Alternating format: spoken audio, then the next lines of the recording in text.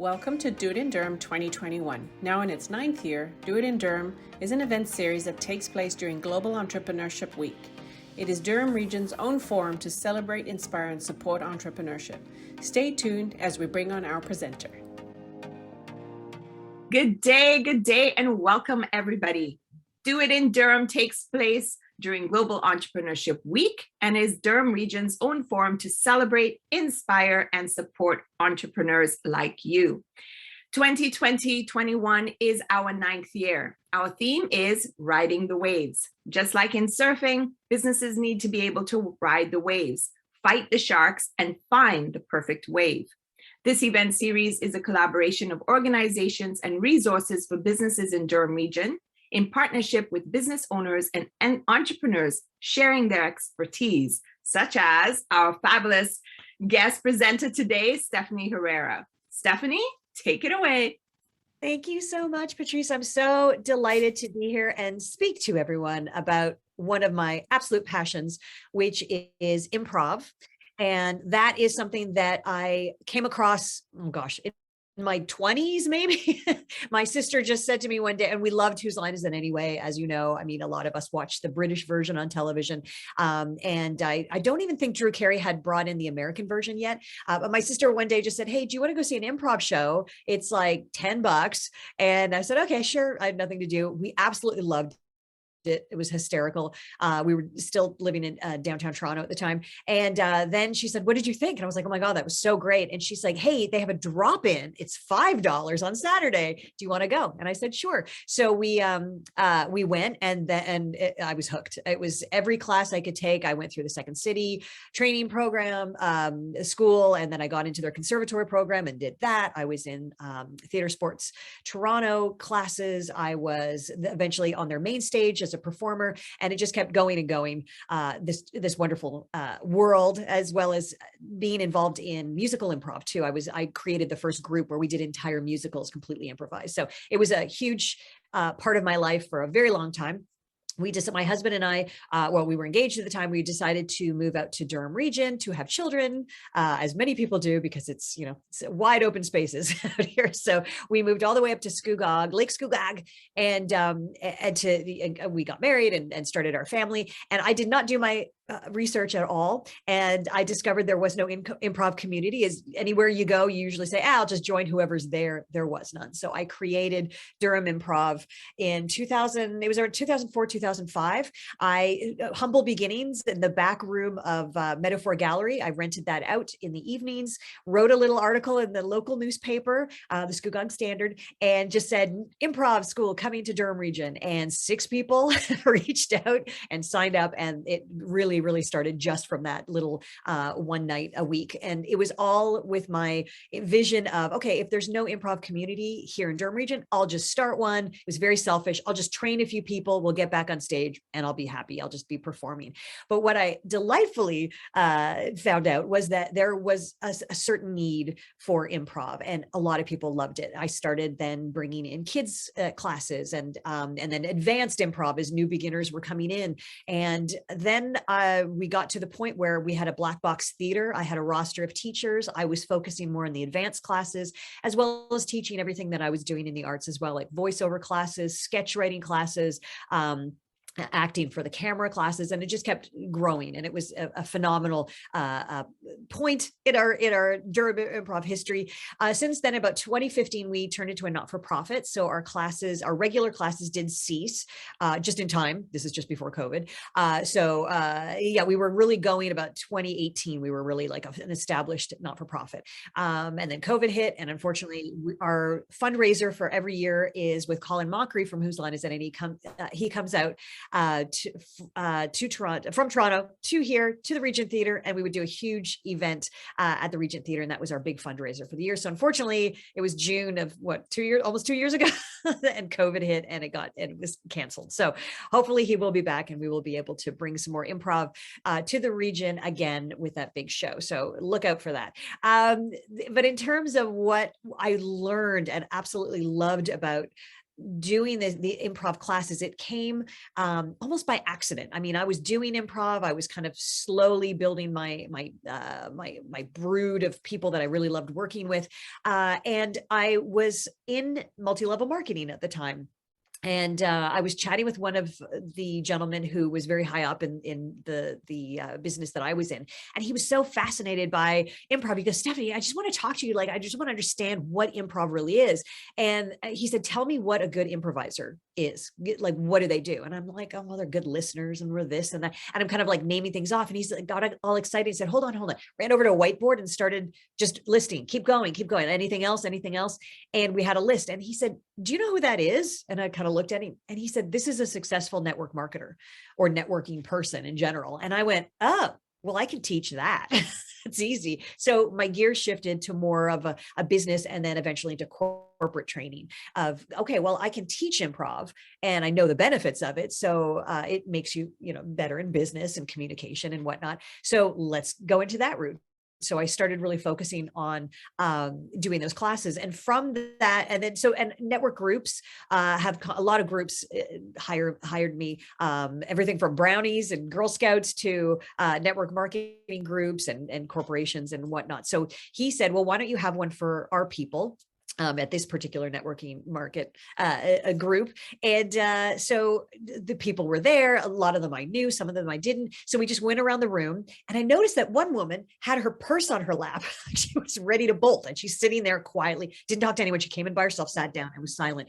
And as we went around the room saying, hi, can everyone explain why you're here? And someone's like, well, I just want to get out of my comfort zone. I want to learn. And they're going around the room as the usual. And we get to her and she just said, my husband's forcing me to take this.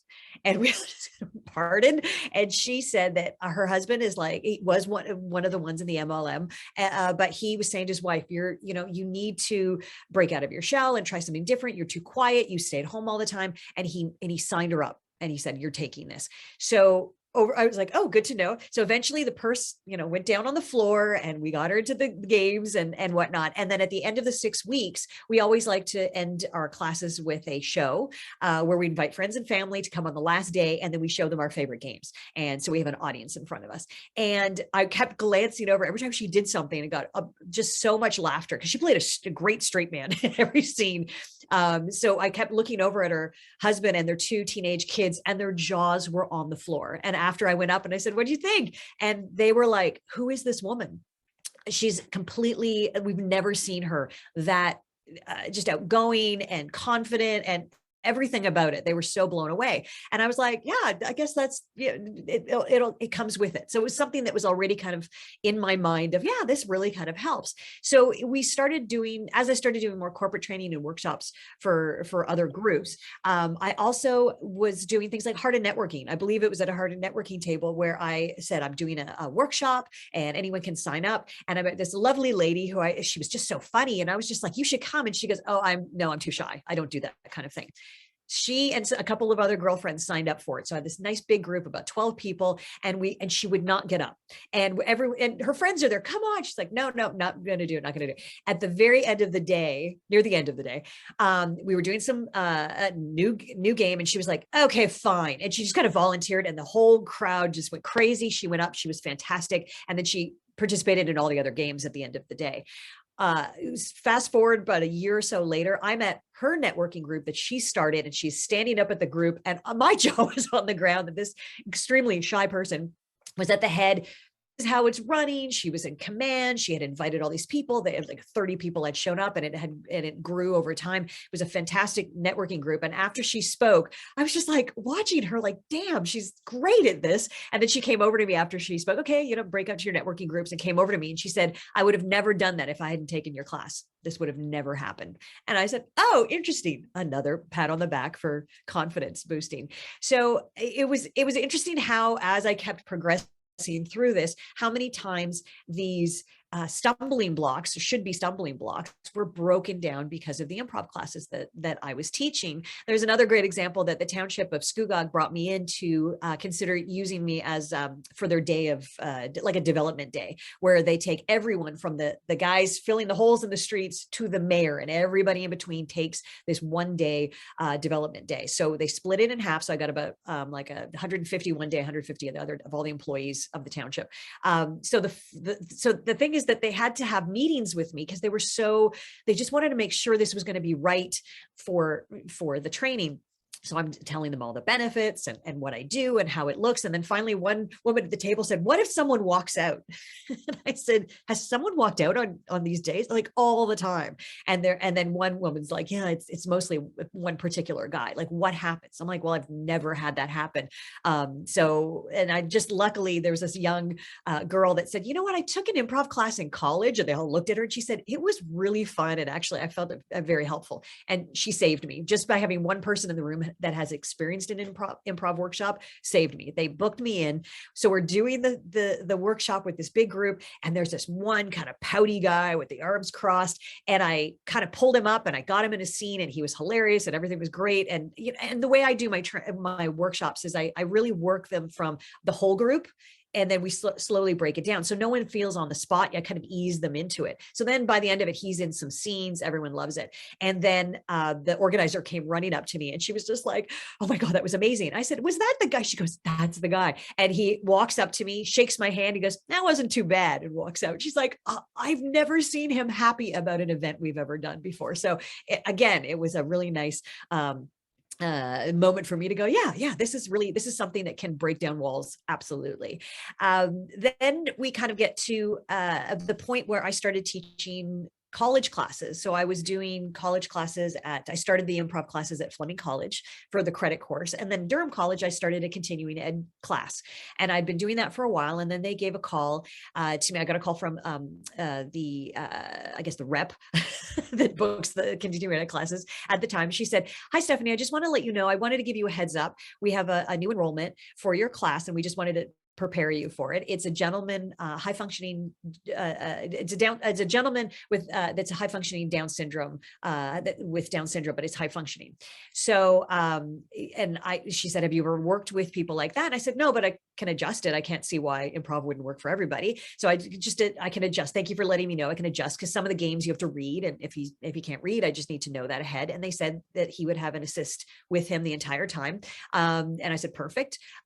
So we did it, and it was fantastic. And this gentleman, Stephen, took it a couple times. And it was really funny how he was so gung-ho about doing it. His assist was this young girl who I said, oh, you're doing this. And she was like, no, she was mortified. No, I said, no, you have to do it. You have to work with him.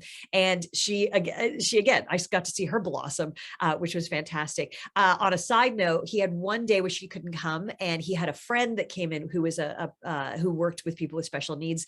And his name was Adam Lloyd Wilkinson, and he was brilliant. And Stephen's like, he's one of my best friends. He's fantastic. He's an incredible actor. So Adam walks in the room and blows everyone away. Adam is still my number one guy with Durham Improv. He happened to live in Oshawa, and it worked out great. And we, and our entire relationship was born of that, of being somebody who I cast in every single show that I do. It's with Adam. So that worked out really well for me. But that time with Stephen really gave me an opportunity to realize that improv can break boundaries and what we normally wouldn't consider the average person, I guess is a way of saying it. So through that, I was contacted by Community Living, who said, have you worked with people with special needs? And I said, absolutely. I actually have. So I started working with their programs, doing programs for them, everything from improv classes to movie making. That was my favorite one. We did movies. They wrote and I kind of directed and filmed it, but they wrote them, they starred in them. They were fantastic little movies that we were making. And through that, for the first couple of improv workshops that I did, one of the people that worked there said, Stephanie, can I talk to you? And I said, sure. They said, what are you doing?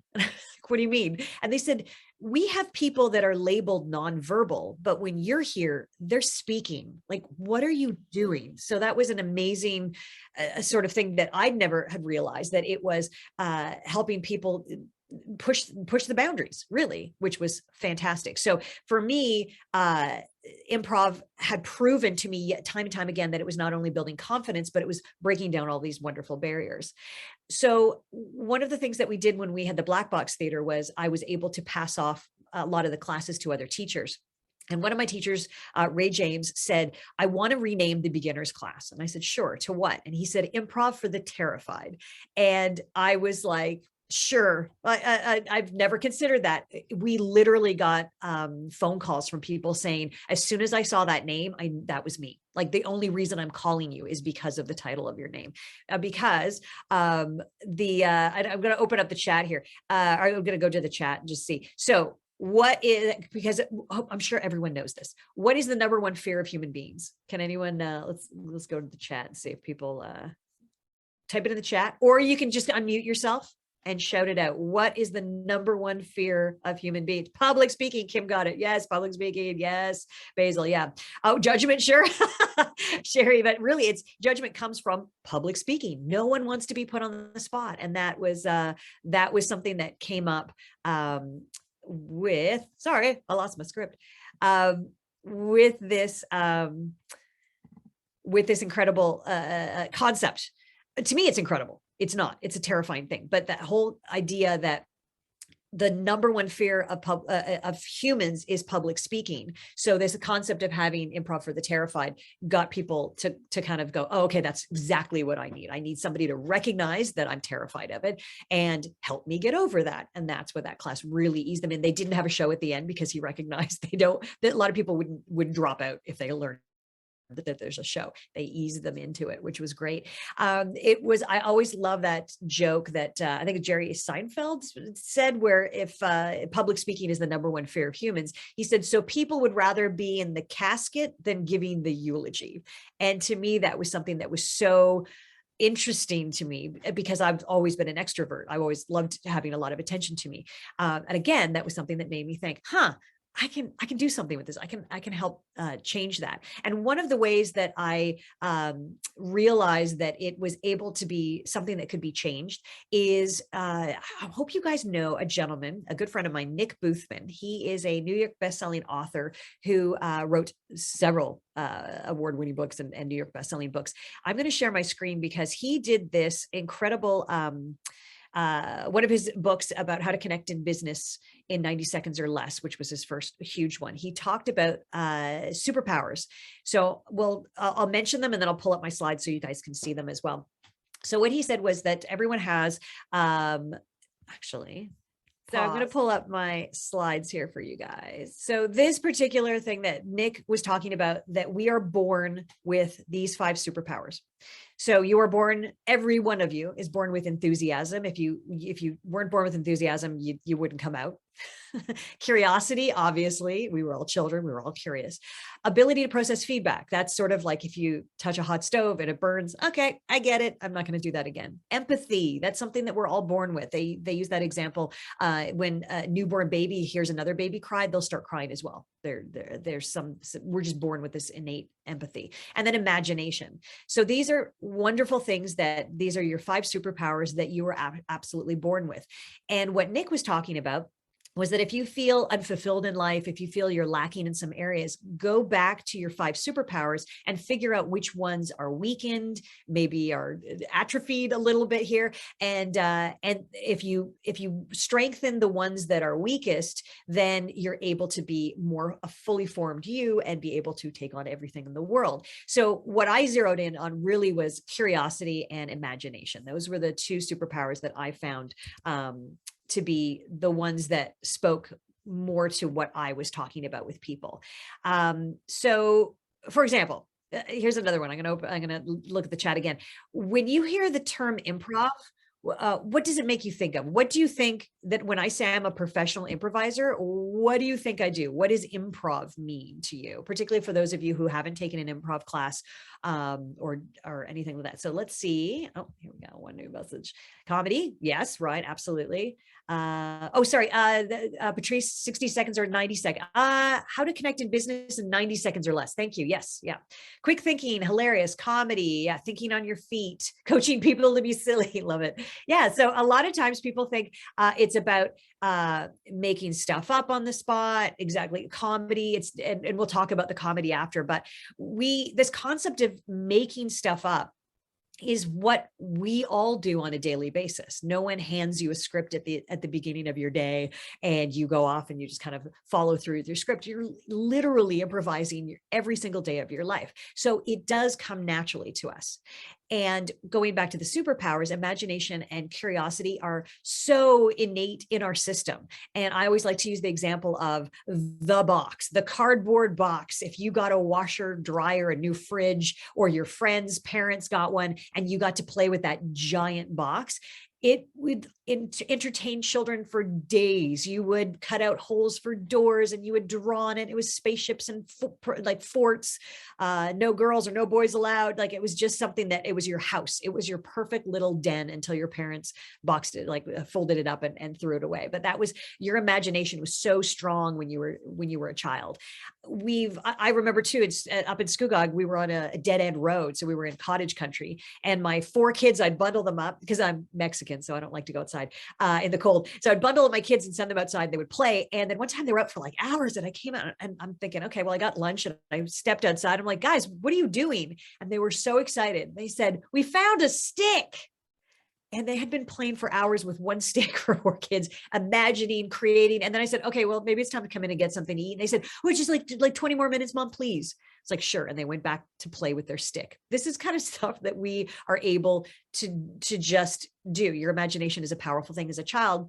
And then you get to the point when you suddenly become shy or introverted. But these 5 superpowers, as Nick said, is that if your superpowers are strengthened, then you have the fulfillment. So what happens to us? I'm going to go back to the chat again. What happens to us in this life that stunts superpowers? What do you folks think happens in the world? What happens to you in your youth, in your life? Yes, it was always a house. Yes, or hiding spot. Absolutely. Rejection. Okay. And what else? But what makes you feel, what are the factors in your lives that is causing you? People shut you down. Yeah. And who are those people? What happens? Being expected to be or act a certain way. Absolutely. Opinions of others. So who are these people? Who are these people that are giving you this, this concept that you have to watch, that you're starting to critique yourself? Or the family. Yeah, absolutely. What else can hinder the development of people? Parents, teachers, colleagues. Yeah. Hey, what this social peer pressure, right? So that's just it. That absolutely. Yeah. Families, friends, colleagues. Exactly. And that starts as a young, once you enter school, you're judged. Absolutely. So what happens is, thank you guys. So that's it. And even in a workshop, I was doing a corporate workshop, and a guy came up to me and he was very calm. And he said, you know what? I was just like you. And I said, really? Because I'm all talkative, enthusiastic. And he was really chill. I said, really? Like me? And he goes, exactly like you. I said, what happened? He said, I went to high school. And it crushed him. So that kind of stuff is inundated on people. So it's not to say, how dare you be shy and introverted, because we're all perfect. No, I understand when you start going out into the world, and your family starts with them, and then you go out into the world, and then more people start going, stop what you're doing, stop being yourself. You're going to start creating these, what I call filters. You start thinking to yourself, I want to say, oh, but wait a minute. Am I going to look stupid? Are they going to reject me? Am I going to, and you start filtering what you're saying. And then you're in your head a lot, and you can't be in your head when you're improvising. And all those filters would stop you from actually acting out and reacting and being able to say anything. So sometimes people just clam up, or they're in their head so much they're not talking to people, which is really interesting. So I understand why that comes from. We also start this with curiosity. The biggest thing that we say as a child when we start growing up is, why? And what do parents say after hearing why a million times a day? They say, stop asking so many questions. And it's immediately grinding to a halt the curiosity. So I usually say to people, if anyone's out there with small children, instead of, if you find yourself, you're about to go, oh, stop it, why not say, why do you think? And you will be amazed at how children are like, and then their imagination goes wild. They go, it could be because of this. It could be because of this. And they start creating stuff. So flip it back on them. Why do you think? Why do you think? And they'll surprise you. We've all heard the terms, think before you speak, And if you don't have anything nice to say, don't say anything at all. So these are things that come through with these filters that we've been given throughout our lives that are making you doubt what you're doing, second guessing yourself, and then stunting your development and your superpower, essentially. So if we rekindle creative thinking, our minds are open to more curiosity and imagination, which gives us permission to create new ideas and ways of thinking. So how can this enhance our interpersonal skills? This is really interesting. As I mentioned, I was always surprised to find out the number one fear of human beings is public speaking. The second is death. So what I would do is when I did corporate classes, I even had some classes, I think it was Rogers Communication brought me in, and they showed up at my space, but no one knew why. Some of them knew me, but they were like, they don't know why they're there. The head told me specifically, just tell them don't say anything till everyone's there. Because if they had said it was going to be an improv class, people wouldn't have shown up. They would have been too terrified to show up. So they came, and then I said, we're doing an improv class. And they all went, oh my God. And some people like, I knew it. And it was this whole, oh my God. And corporate events also wouldn't tell people why they were there, because you could see people's palms start sweating, everyone's panicked, people go red. They were mortified when they found out that I was doing it. So I always gave this wonderful announcement at the beginning that I would, hand on heart, promise that no one would die or explode while we were doing the improv. And then at the end of the session, at the very end, I'd look around like, and I just want to check, no, everyone's alive, no one exploded. And they'd all laugh and realize they got over that hump through the workshop. So that was something that I just started adding in because I was so amazed at how many people were terrified of doing this. There was also things like, think about missed opportunities. So if you have your filters and everything's being stunted from what you've been, going out into the world, and now you've got all these, I don't want to look stupid, I don't want people judging me, you're missing opportunities. I use the example of, because things come out of my mouth because I'm so in love with improv, and it's ingrained in who I am. I was, when we moved up to Scugog, I went to the grocery store and I had asked my husband, do you want anything? And he said, I like apples. I like an apple a day I take to work. And I'm like, okay. So I added to the list, got into the grocery store, pulled up to the apple section, and there are a lot of apples, guys. There's so many different kinds of apples. And I kind of pulled up and I was like, I don't know what kind of apple to get. And then I just felt another person with a cart kind of stop near me, and without hesitation, didn't even see who it was. I turned around and said, excuse me, do you know anything about apples? And it was a woman who brightened and said, I come from a long line of apple farmers. So she took me down the rows of apples and explained which ones were good for baking, which ones rotted faster. She's like, I don't even know why they sell these apples. They're terrible. And went down the line and told me. And now Gala apples are a staple of my household because they last the longest and they're sweet. And so, I learned something by just taking that opportunity. Now, a normal person would probably go, I don't know what to get. Sees a woman. Oh, I could ask her. No, but then maybe I'll like stupid, or she'd go, what's your problem? And think of all the terrible negative things that could have happened. So I'm going to ask one of the teenagers that work there, and he's going to say, well, I guess I'll go ask somebody, and it'll just come down to, just go home and Google it, lady. Like, what's your problem? Or, it's one of those things where I just missed this. I would have missed the opportunity to meet somebody from this long line of apple farmers and get that. And that happens a lot. There's one of those things where we don't want to look silly. We don't want to look stupid. One of the wonderful things about, filters and what people love about improv is that there's that moment when you how about somebody says something mean to you and you're so taken aback, and then days, if not weeks later, you think to yourself, you know what I should have said to them? That kind of stuff doesn't happen when you've got a lot of improv in your blood. It's rapid fire constantly. Now, I'm not to say I don't put my foot in my mouth sometimes, but I've never missed an opportunity. And it also comes along with the people that have taken improv, that we have a golden rule called yes and. It's a fantastic thing with improv. So we're always saying yes. It's sort of like that Jim Carrey movie, Yes Man, Yes Man, I think it was, where he just decides for one day, instead of saying no to everything, he's going to say yes, and his life completely changed and opened up, which is great. So one of the other setbacks that I just wanted to talk about briefly is the fact that we have these personalities. I just wanted to briefly touch on this because I think it's just so fantastic. So he talked about that there are core feelings that these four, and he says everyone fits into these personality types. There's the promoter. That's me. I like to be out there and talk about. The supporter, those are more like the caregivers, the controller, and the analyst. So these are core feelings. The promoter needs to feel important. You need to make me the star of everything. And look at Stephanie and look at me, look at me. I'm that kind of person. So I need it. The supporter, and there are some of you out there, and you can also kind of take into account who you are. The supporter, they need to feel valued. They're taking care of people. They're the one that, the shoulder to cry on. They're the one that can organize a family. They're the best friend. So the supporter needs to feel valued. The controller needs to feel powerful. We have a lot of people like that as well. They're usually, heads of, they're the first to volunteer to head a department of something or a committee. The analyst needs to feel intelligent. My husband is an analyst. He will not, I'll do the spontaneously purchases. My mom and I bought a cottage once. We went to go look at cottages. We came home, we bought a cottage. My husband's like, what? And he would have taken months to research, to do everything. It was hilarious to see. So keeping in regards to that. So the promoter needs to feel important. The supporter needs to feel valued. The controller needs to feel powerful, and the analyst needs to feel intelligent. So my example is, if someone is your work as a controller and you reward them with a certificate of recognition, they're miserable. They're like, thanks for that. But if you give them something, say, well, now you're in charge of, we've decided to head this, for you to head this particular division, they're going to feel great. They're going to be able to control a situation and be the person that other people are coming to, which is great.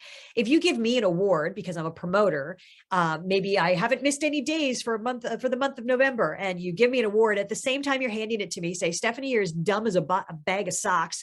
I would be like, I don't care. I got an award because my core value was taken care of. So that's one of those things that just kind of to put to your list of remembering the personality traits and what they need also helps. And improv kind of cushions that by giving you those core feelings that you need. We need to feel important. We love to have that audience and that recognition of being able to work together. Powerful. Believe me, you feel very powerful when you're doing improv, and you definitely feel valued. You can't make these scenes yourself. There are what they call them one-man scenes, but really it's about a team effort. And damn, do you feel intelligent when you say stuff that comes out of your mouth. You didn't even expect it. You don't know where it came from. It was always in you. Just want to let you know. And you just feel really great. And people are like, that was amazing. That was really clever. So I want to get you into that concept. There's another thing about people that don't like to feel stupid, and a lot of people do. Even if with the analyst is sort of that's the key, the core value. They need to feel intelligent, but no one wants to feel stupid. And what improv does, which in effect helps with your confidence, is getting you over this concept of failing. Improv embraces failing. So I want to do, if I can get a couple of volunteers, maybe I'll get I can only get about 4 people on my screen. Can I get some volunteers? Got Karen Martin. Hey. Okay. So Karen Martin's there. I'm going to go to my view to see if there's anyone else. To the gallery. So Karen's in. Can I get anyone else? Would anyone else like to try this? Patrice, I don't know if you can see any hands. Come on, I'll get Patrice in this. Turn on your screen if you're up for it. Sherry Lee, would you join us, the gardening lady? You can unmute yourself. Cool. If anyone else like to, I'm going to do a little improv exercise with you guys, showing the example of how we can get over this this fear of failure. This is a great game to get you really comfortable with it. So everyone turn off your, so unmute yourselves. So Karen, Sherry, Patrice, you're great. Say hi, Karen. Say hi, Sherry, so I can hear you. Hold on a moment. Let me try. I just sent Sherry a request to unmute. And Karen, you said?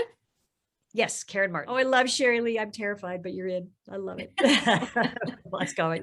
I'm literally shaking. Oh, you're fantastic. Don't even worry about it. This is going to get you over that fear of failure, which is great. Karen, can you unmute? What's happening there? Oh, there you go. Perfect. Okay. So this game is, I don't even know what it's called, but it's 5 things. So what's going to happen is I'm going to ask a person to name 5 things as fast as they can. So what I'm going to do is to make it easier, because sometimes people start getting into that, and you're thinking, I don't want you in your head. And I'm going to go 1, and you're going to tell me. I'm going to 2, and you're going to say the next one. So you just come out of and we're going to start easy, and then we're going to do a little bit harder, and you're going to see how this works. So Karen, you've done improv before, so I'm going to put you on the spot to do it. So we're going to, again, everyone's going to get an easy one first. So Karen, you are going to name 5 types of fruit. Ready? 1, Apples, 2, bananas, 3, grapes, 4, kumquats, 5. lemons. Beautiful. Wonderful. There you go. Okay. So Are Sherry, kumquats? I don't that even would know. kumquats. I think it is. Okay, Sherry Lee, you're up. I'm going to give you again. We're going to do 5. You're going to name 5 colors. Ready? 1, Red, 2, pink, 3, blue, 4, purple, 5. yellow. Perfect. Easy peasy. Okay. Patrice, Okay. why don't you name 5 items it's all about food right now. 5 items, like snack items. 5 things you can snack on. Ready? 1, Peanuts, chips, strawberries, grapes, and 5. cheese. Beautiful. Yeah. Easy peasy. Okay. Now we're going to get a little bit into a more challenging one. Now, this is when you start. Again, I'm going to say 1, you got to answer me. 2, answer me. The first thing off the top of your head. If it's wrong, you still have to say it. So just say anything. Okay. So Karen, I want you to name 5 books in the Bible. Okay. Ready? 1, John, 2, Mark, 3, Stephen, 4, Bob, 5. Ezekiel. Okay. A lot of them there. Perfect. Stephen. I love the book of Stephen. It's great.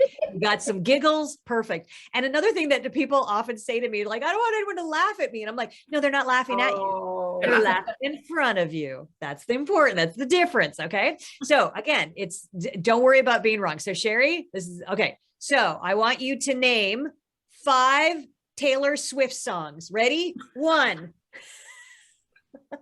Don't even think about it. Just say anything. 1.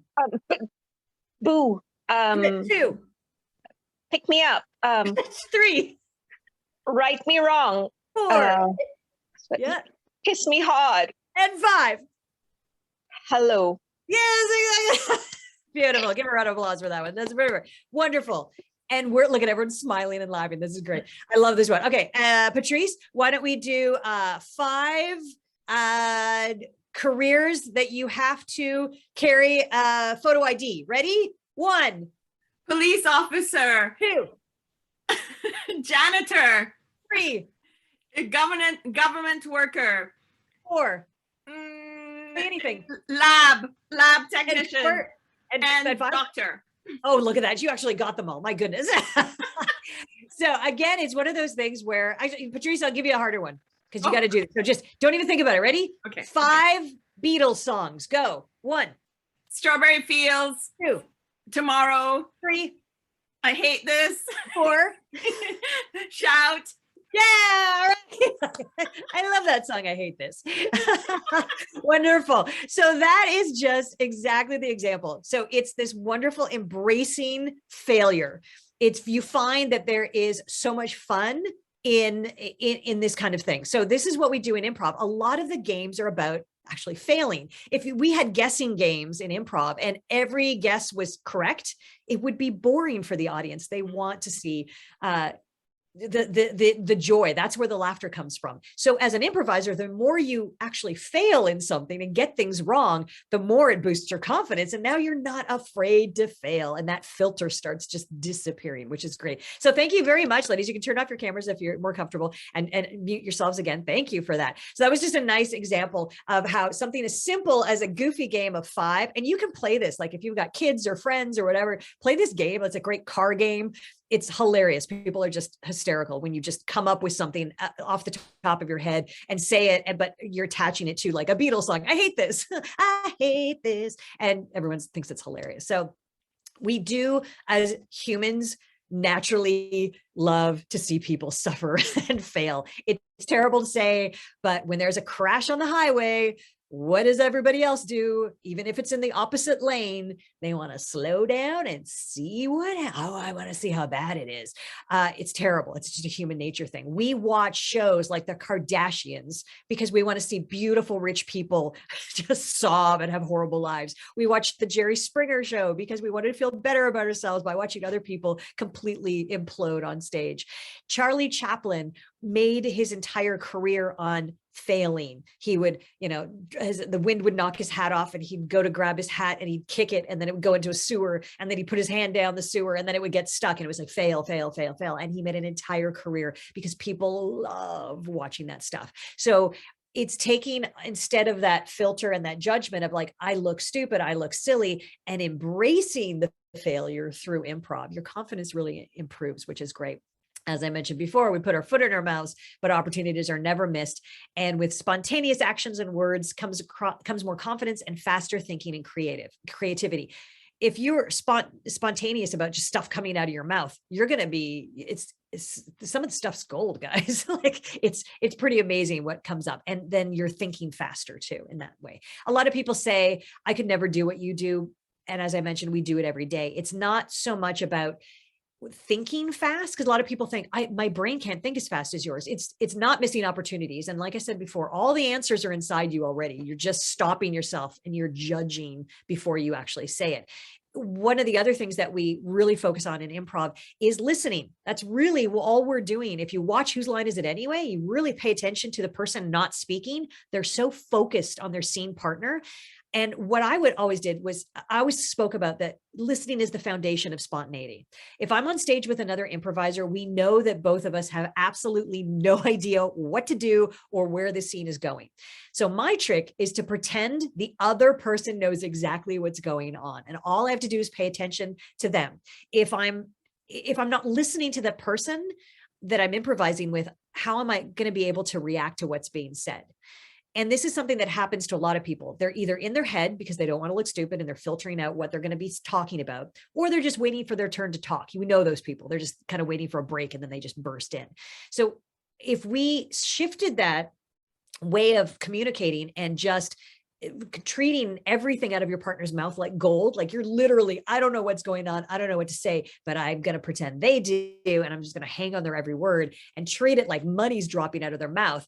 I mean, imagine a world, a work environment, a marriage even, where your words are treated like gold. It's amazing. If I have time, I will do another one, because now I'm looking at the time and I'm like, I want to race through. But we'll go back to the words are gold if we want to do another exercise. So, but in terms of listening to people, as if diamonds are dropping out of the mouth, we have a wonderful environment for creative problem solving. So we often say it's inclusion to solution. And when I do a lot of corporate trainings, that's what we're trying to do. We're trying to get that teamwork in to get the group working together. And by including everyone, you're in more ways going to find more solutions, because then you have a whole group of people looking for opportunities. And improv gets me into that point where I can see any opportunity I'm in, I can see all the different ways it could possibly go. And you just get more and more confident. You're able to see that all the possibilities and different things you can do, different things you can say instantly. As you do this more and more, your confidence just increases. And I have a catchphrase: I got this. That's the improviser's catchphrase. I absolutely love this. So masters, I kind of want to talk about these concepts that you've heard before. You've heard the terms $1 million idea, think outside the box, provocative thinking. These are all really cool catchphrases. And what they have in common is creative thinking. It's all about looking at situations and problems with fresh eyes. And masters of creative thinking are hired by corporations to generate new ideas and to get employees to work more efficiently. So I'm sure a lot of you have heard of the gentleman, Edward de Bono. He's got some amazing books about lateral thinking. He makes $10,000 an hour to come into these major companies and teach lateral thinking, which is fantastic. To me, I think it's amazing that people are paying that much money to think creatively, but he does it. And this, I'm going to share my screen again, came up. This was interesting to me. So the new college, they were doing a study of soft skills. Employers want candidates with uniquely human skills, but finding these candidates wasn't easy. So nearly 3 in 4 employers say they had a hard time finding graduates with the soft skills their company needed. So the big orange circles are very or somewhat difficult. So they were asked these questions. How would you describe the process of finding qualified applicants with critical thinking skills? This was in 2018, folks. 650 employers. 64% said it was very difficult or somewhat difficult to find any qualified applicants with critical thinking skills.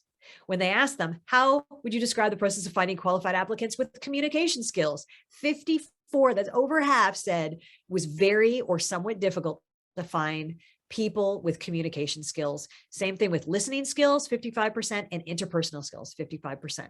Some said it was very or somewhat easy. So it was but less than that. So that's kind of nerve-wracking in terms of finding the perfect employee. So this was really interesting. This was, as I said, a study in 2018. It was a survey of 650 employers and over 1,500 students. This is the next generation of the workforce, are people that are not able to do your basic creative thinking, interpersonal skills, and obviously the confidence. I had this one person who told the story of how the people, they were doing a job interview and they had gotten an email from this student. Their grades were fantastic. They booked an appointment for an interview for them. And the kid came in, didn't even look them in the eyes, mumbled, was just like, who is this person? They left. They're thinking, oh my God, maybe they were getting someone to write me these emails. They just were so, they were just so eloquent. They were just so fun, excited. And then that person that walked in wasn't even the same person. And then ding, a text came in and the kid was like, thank you so much for that interview. It was so awesome to meet you. And it was all in text that this personality came through. And it was devastating for this employer. They're like, the kid was perfect. And yet completely fell apart face to face. This is something that has been going on unbelievable in the workforce, that they're actually now there's a huge call to action to actually get more interpersonal skills created for developed for these kids to prepare them a little bit better for it. There was another study, which I can't seem to find now. I don't know what happened to that, that was talking a little bit more about that. You know what? I put it in my script. That's what I did. Yes, here it is. In a 2019 report, the Society for Human Resource Management found that 51% of members who responded to a survey said that education systems have done little or nothing to help address the skills shortage.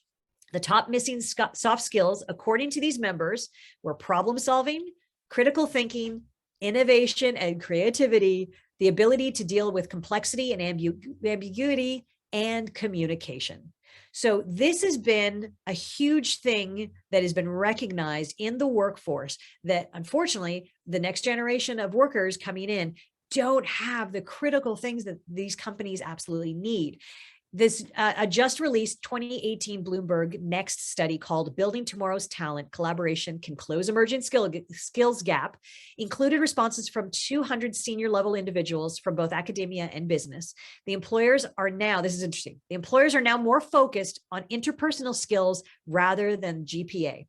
According to the study, in response, some universities are releasing extracurricular transcripts that demonstrate a student's individual skills in addition to grades.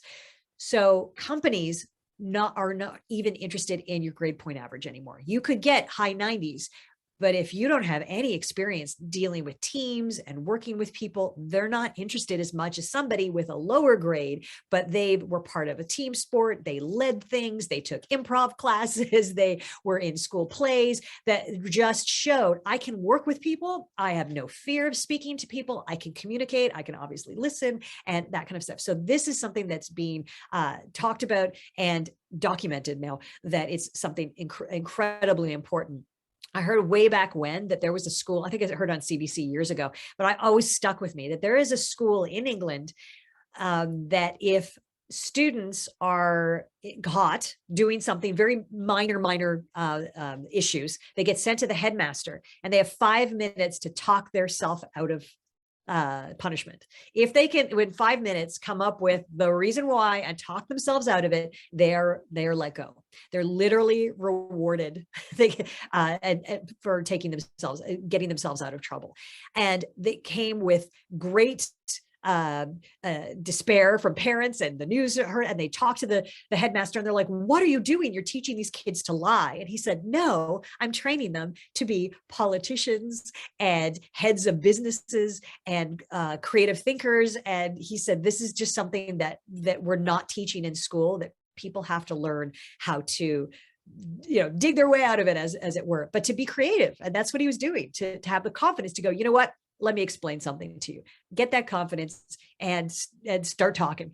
That stuff no one's learned unless you join a debate team in high school. A lot of people don't. So creativity isn't about lying, it's about imagination. So I always like to flip that he's not training them to be liars, he's training them to be imaginative, which is great.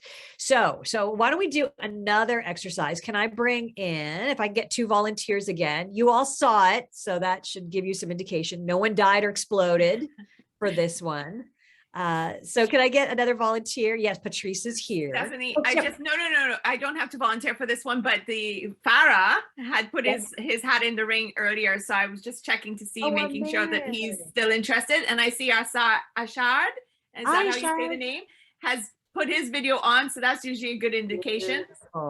Beautiful. All right. So Farah is saying yes. So I'm just going to unmute him now. Okay, Farah, if you can you bring up your screen too? It always helps for people to see each other. And I will go back off video, but I just wanted to highlight that because I know they put their. Thank you. Yeah, I can't. Yeah, thank you very much. I can't do it. Perfect. Farah, thank you. So now unmute yourselves. And Arshad, right? Arshad, can you unmute yourself? Uh-oh, he's not able to. Patrice, if you can. Okay. Oh, there we go. Beautiful. Okay. And Farah, is it Farah or Farah? It's fine, and my birds are also making noise. Oh no! So this is going to be quite the scene. Awesome. Okay, wonderful. So I guess Patrice, why don't I pop you back in? You'll be the suggester here. So this is sort of like a quick improv scene.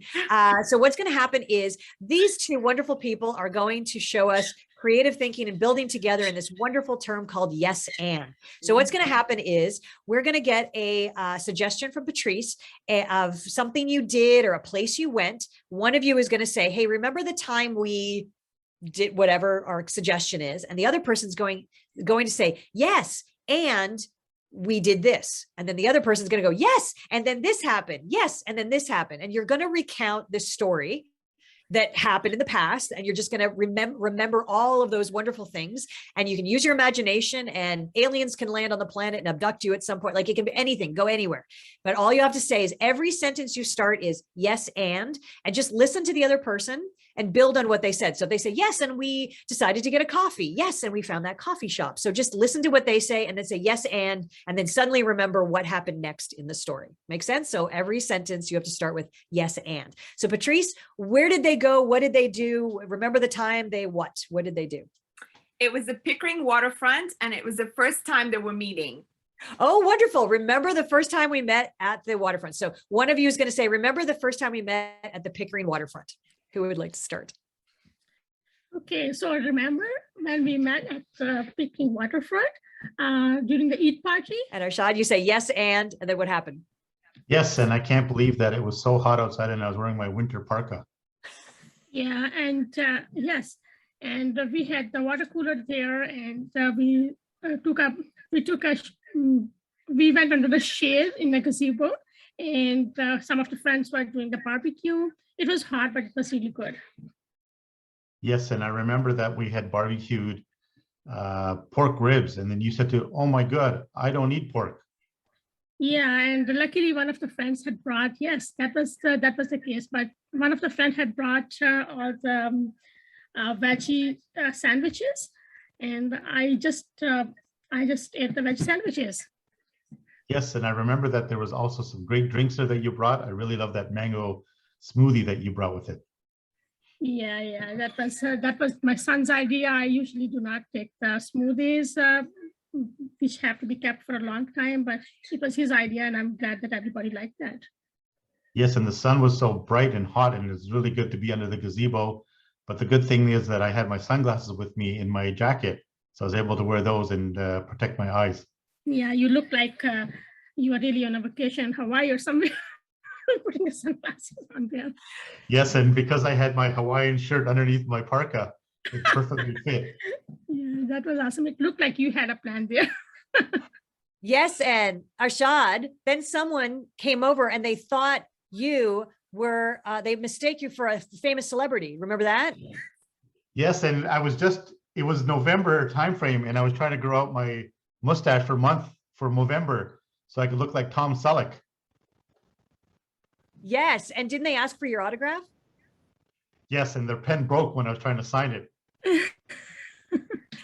And Yes, and Farah got all over you. Remember the ink got all over you? oh yeah, ink got all over me, and then I just jumped into the lake. Yay! Yes, exactly. Good. Okay, give a round of applause. Awesome. So that's it. Just it. It's something that if I had told either of you to just make a story up, it would be, but just taking the imagination and building it together, you got from a simple suggestion of when the first time you met at the waterfront at this event to covered in ink, jumped in the lake, and we kind of kept going. And then dolphins came up, and then it could have kept going and going and going. How difficult did you find that? A little bit difficult.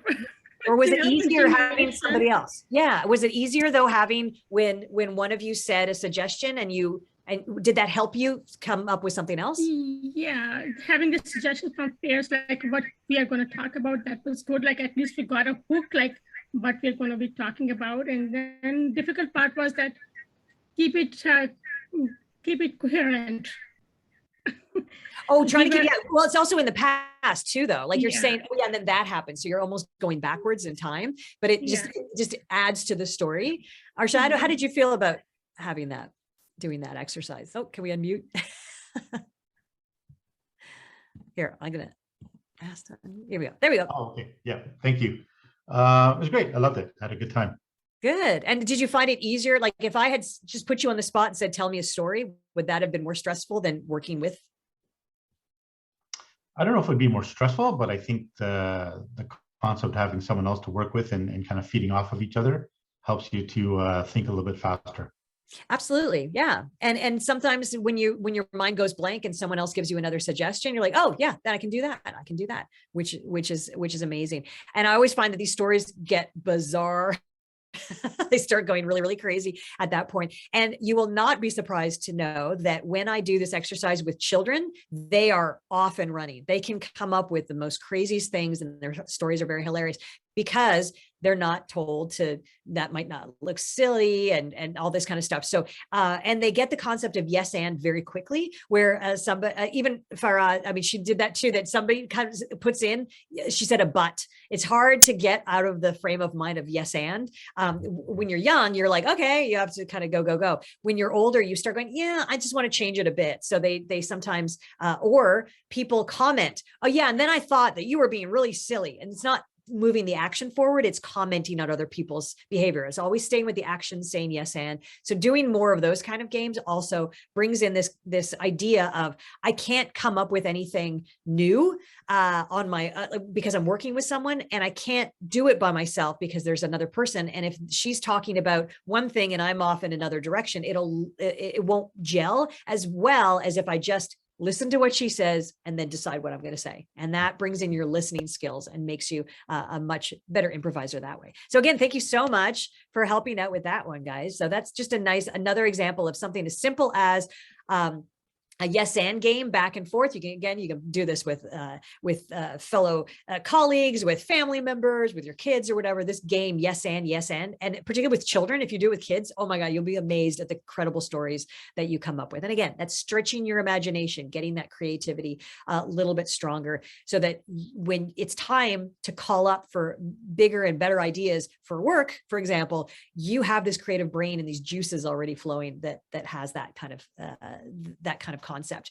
And it's important too to remember that the brain uses the path of least resistance. That's just how we're going to try to do the simplest thing in the shortest amount of time. That's how we're wired. So we need to really focus on changing it. And then that opens up to more opportunities. So one of the things, the key things that I always encourage people to do is just challenge yourself. Try something new. They always say this is so healthy for your brain to learn a new language, to learn a new skill, particularly as you get older, to do those crossword puzzles, like challenge. But if you're learning something new and getting yourself out of your comfort zone, it really actually physically changes your brain. Somebody described it to me really succinctly to me once that I really liked it. So they said that when your brain is firing, your neurons and your synapses are like this, and they're firing, they're sending chemicals from one synapse to another one. And that's routine. Everything's going great. But when you try something new, these some synapses have to detach and then attach to other synapses that they've never been attached to before. And then when they're sending the proteins, they don't fit in the synapses correctly. And it feels weird. And what you get is a chemical reaction. It'll feel great. So remember that's the first time you learned how to drive a car and your adrenaline's going and you're learning something new and you start feeling sick, almost like that, the first date jitters and stuff. You're like, I can't eat right now. My stomach feels off. I'm about to, or stepping out to do a speech or presentation.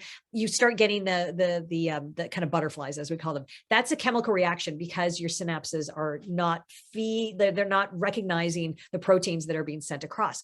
The more you do that, eventually the synapses will get in harmony with each other. The proteins will start going across very easily, and then it all calms down. And then you're driving your car, you're not even thinking about it anymore. So it's those kind of things that challenge you actually make your brain grow in a sense. You're creating more synapses and things like that, which is really cool. So challenge yourself, try something new, get out of your comfort zone a little bit, like an improv class, like a Toastmasters group or something that just challenges you just enough to make you a little nervous. And that nerves are all those hormones changing and growing to the point that it just becomes second nature. And then your confidence increases. And push your boundaries, see what works. We did this as children, right? We tried boundaries, we pushed a little bit. And we also, this concept of not being afraid to fail. If you are, as they say, the people that are most successful say they never look at failure as failure. It's a lesson. It's flipping that. Don't be afraid to fail, because it actually is, particularly with improv, hilarity ensues. Everyone is not laughing at you. They're laughing in front of you. And it's something to be met with joy. Trying something new, pushing your boundaries, fearlessness. That's a state that sounds very familiar. It's getting back to your childlike state. You're getting your curiosity back. You're increasing your superpowers again. So all that kind of stuff is crucial to you as well. So I just want to double check my slides, make sure I didn't forget anything. Perfect. Yes, I got all those. Good. Wonderful. So what I'm going to do is, I'm going to give you my wrap up here, and then we'll get into questions if anyone has any questions. So I just wanted to kind of reiterate that what I love about the world of improv are the creative elements. The fact that I feel like I know exactly what to say in any situation. And if it's wrong, it will be met with joy. I get a kick out of jumping at opportunities without missing a beat, because I'm listening and ready to say yes and play. I learned to listen to people. I've learned to listen to people because when I listen to them, diamonds are dropping out of their mouths, and I pick up really cool things about people that others might miss because I'm paying attention to these little details about them. Because of imagination, the choices we make in improv are never wrong, because we all adapt quickly and we just say yes. And our humor comes from finding the truth. How did what they say? So this is kind of how we work as improvisers. When we're listening, we come from truth. We're just going to react to what they say truthfully. So how, and all that kind of transposes in our brain is, how did what they say make me feel? And then what am I going to do about it right now? What am I going to say to them to let them know, hey, that made me feel this? It sounds like basic communication, but that's all improv is. It's not what's the funniest thing to say, what's the cleverest thing to say. And honestly, improv is not about teaching you how to be funny. You're funny or you're not. I tell people I can't make you funny, but I can get you to be really good listeners and react quickly. And that truthfulness is where the funny comes. hands down, so much better to just be truthful than try to be funny. If you want to be funny, you take a stand-up class. Then you have time to write your material, workshop it, get people's opinion on it and work it. But we're talking improv, things off the top of your head. It's not about being funny. It's about being truthful. How does what you say make me feel? And then here's my response to that. And now you're yes, Andy, yes, Andy. You're going back and forth with that. So it's all about truth. So if you're curious about this world where you are never wrong, where people hang on your every word and you know exactly what to say, then please make time in your lives for creativity, curiosity, and imagination. And again, think outside the box, but better yet, maybe find one and find a little time to play in one. Thank you very much, everyone. I'm going to put up my link here for my social handle. I'm going to be, oh, you know what? I have to bring back Patrice as well, but this is, just want to give you my social handle here. Instagram, comedian Stephanie Herrera. Definitely find me on Instagram. My website, stephanieherrera.com. I'm doing a promotion today that anyone following me on Instagram today, they're going to be entered into a draw for my book, the 10 Commandments of Improvising. I'm going to give 2 of these away to everyone that follows me today on Instagram. So definitely follow me, get your name in there. If you're interested in the book itself, learning more about it and about me, my website is stephanieherrera.com. And I will go back and I'm going to bring up Patrice. And I swear, Patrice, I put up my, I know, I saw it earlier. It's interesting, but that's okay. I know, yeah, there you go. I was going to bring up my slides of the sponsors. I'll dig around. Yes, because we would love to take this opportunity. Want to thank all of you who showed up today. You showed up for yourself first and foremost, because every opportunity like this where we listen to something that takes us out of, as you said it, Stephanie, a little bit of our comfort zone. The reality is that business owners, we do have to develop certain skill sets. We may have to change certain beliefs or mindsets to get to where we want to go. And this was a great way to build out the confidence. I love what you said, never fear the failing, because there is no such thing as failing, because we're either going to learn or grow from such an experience. And what we fear, expose ourselves to it. It's amazing what we learn about ourselves going through that process. So taking a moment to thank each of you for showing up for yourselves today and for showing the support for each other within your community, because that's what it takes. To build a business, to develop a person, it takes a community. So thank you so much for being part of this community. This is Global Entrepreneurship Week.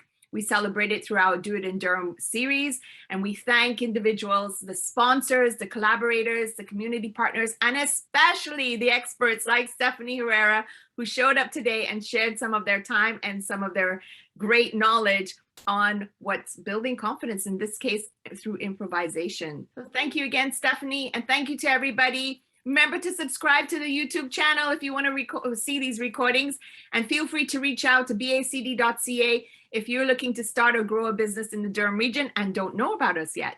Thank you again. And Stephanie, what you said, if you have any questions, I'm going to stop recording now and we'll go from there. Sure. Thank you for being a guest in this presentation.